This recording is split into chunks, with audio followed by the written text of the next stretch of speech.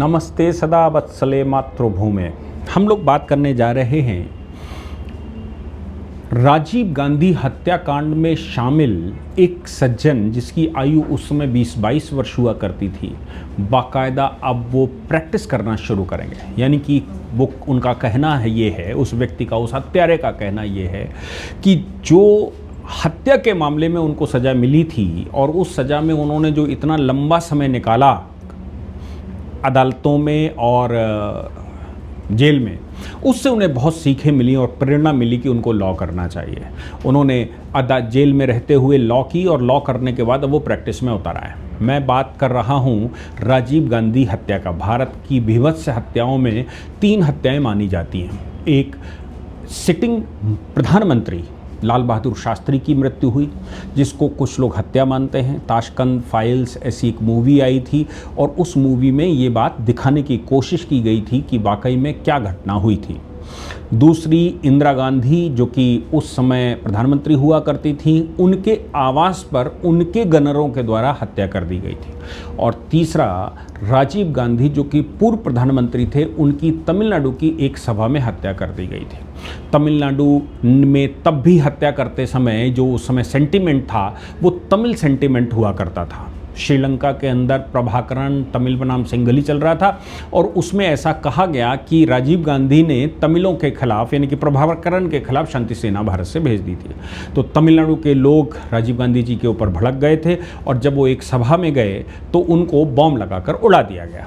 अब बॉम्ब लगाने की प्रक्रिया में नालिनी और कई एक नाम सामने आते हैं। प्रियंका गांधी मिलने गई थी पीछे जेल में उनके हत्यारों से, जब उनकी सरकार हुआ करती थी, यानी कि मनमोहन सिंह जी की सरकार हुआ करती थी, तब वो मिलने गई थी। ऐसी भी तब उनसे पूछा गया था तो उन्होंने कहा मैं पूछने गई थी कि आखिर क्या हुआ, और उसको माफ़ी कर दी गई थी। और जो एक सज्जन जो बैटरी का काम किया करते थे, उन्होंने 9 वोल्ट की बैटरी उस बम में फिट की थी।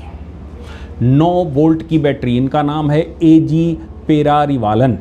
9 वोल्ट की बैटरी लगाकर वो बम बनाया गया था और उसको फोड़ा गया था। जब इन्वेस्टिगेशन हुआ तो इन्वेस्टिगेशन में एजी पेरारिवालन ने बैटरी बनाकर दी थी 9 वोल्ट की, वो प्रूफ हो गया, यानी कि उस साजिश में ये शामिल थे, ये प्रूफ हो गया। अदालत में मुकदमा चला, अदालत ने उनको मृत्युदंड दिया, बाकियों को दिया, वैसे इनको भी मृत्युदंड दिया। मृत्युदंड के खिलाफ वो सुप्रीम कोर्ट तक आए। पेरारिवालन सुप्रीम कोर्ट में आए और सुप्रीम कोर्ट ने भी मृत्युदंड बरकरार रखा।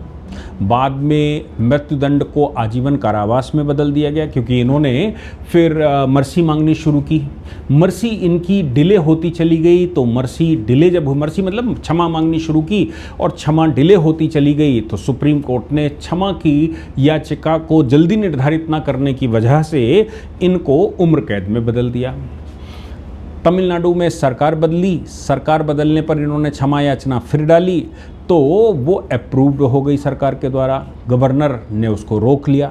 गवर्नर ने जब रोक लिया तो मामला सुप्रीम कोर्ट आया, इन्होंने फिर से अर्जी लगाई कि हमको पहले छोड़ दिया जाए। इनको छोड़ दिया गया। जितने दिनों तक ये जेल में रहे उतने समय इन्होंने वहाँ BCA का कोर्स किया, MCA का कोर्स किया और फिर LLB का कोर्स किया।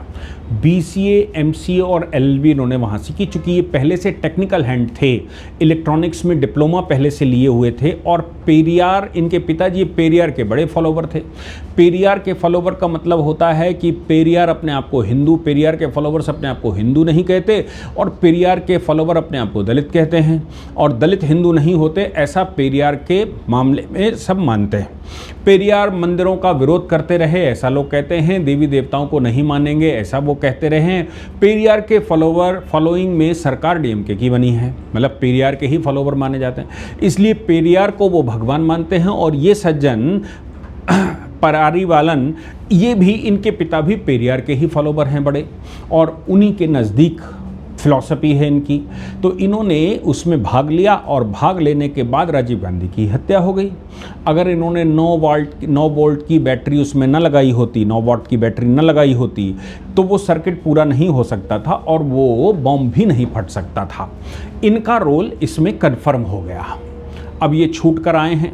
छूट कर आने के बाद एलएलबी जब इन्होंने कर लिया तो एलएलबी करने के बाद बार ने इनको रजिस्टर भी कर लिया। राजीव गांधी हत्याकांड में राजीव गांधी की हत्या में शामिल व्यक्ति जिसको मृत्युदंड दे दिया गया था, कानूनी टैक्टिक अपनाकर या कानूनी जो दांव पेच होते हैं उन दांव पेच को अपनाकर इनको छोड़ दिया गया। अब कहने के लिए तो भारत में रिफॉर्मेटिव थ्योरी है, ऐसा कहा जाता है।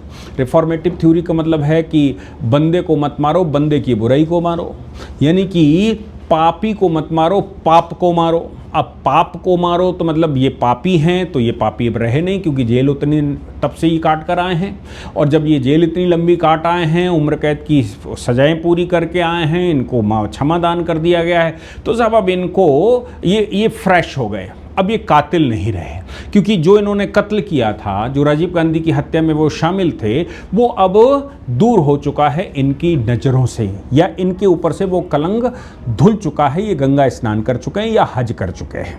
अब हज करने के बाद ये फ्रेश हो गए हैं, अब फ्रेश हो गए हैं तो अब इनको वकालत करने का अधिकार है, यानी कि एक दुर्दांत अपराधी। आप देखो भारत की रिफॉर्मेटिव थ्योरी कितना बड़ा हृदय है हिंदुस्तान का। एक रिफॉर्मेटिव थ्योरी की वजह से एक व्यक्ति जो इतने बड़े अपराध में शामिल हो, जिसने पूरे देश को नहीं पूरे संसार को हिला दिया हो, वो व्यक्ति अब वकालत करेगा।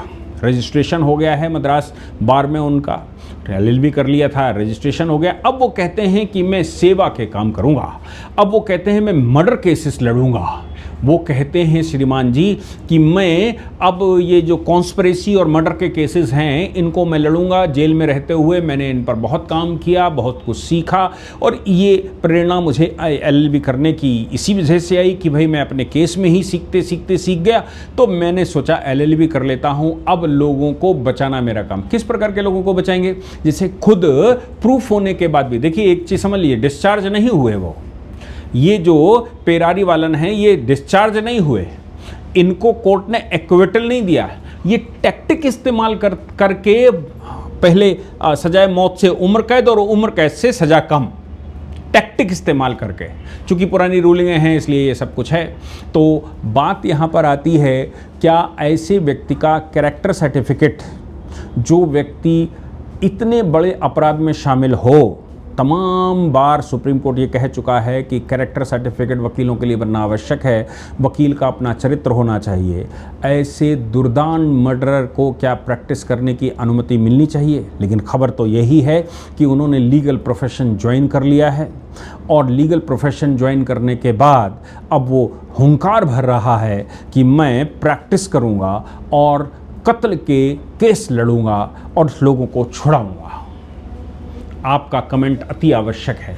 मैं समझता हूँ, मैं जिस समय पढ़ाता हूँ, मेरी एक बड़ी ख़ास बात है। मेरी ख़ास बात यह है कि अगर मुझे लगता है कि ये कॉम्पिटेंट नहीं है, इसका मस्तिष्क वैसा नहीं, तो मैं फ़ीस भी वापस कर देता हूँ उनको। कहता हूँ ये मेरे से तो ये अपराध मैं नहीं होने दूँगा, क्योंकि लॉ एक हथियार है, और मेरे जैसे व्यक्ति से लॉ पढ़ना, जिसको लेजिस्लेशन से लेकर और सुप्रीम कोर्ट तक का, और नीचे कोर्ट से लेकर ऊपर के सुप्रीम कोर्ट तक की प्रैक्टिस, और इसके अलावा बेंच का भी अनुभव हो, जुडिशल सर्विसेज लंबे समय से पढ़ा रहा हो, खुद जॉब छोड़कर या जॉब न करके पढ़ाने पर और प्रैक्टिस करने पर काम शुरू किया हो, लेजिस्लेशन के साथ काम किया हो, 370 जैसे उन पर काम किया हो, तो मैं समझता हूं कि कानून की गहराइयों को जब हम समझाते हैं तो केवल वो जुडिशल सर्विसेज की तैयारी नहीं करता, वो कानून को हथियार की तरह लेता है, और हथियार जब उसको मिल जाए तो उसका उपयोग और दुरुपयोग दोनों हो सकते हैं। इसलिए मैं तो कम से कम ऐसे लोगों को ना पढ़ाता हूँ, और ना ही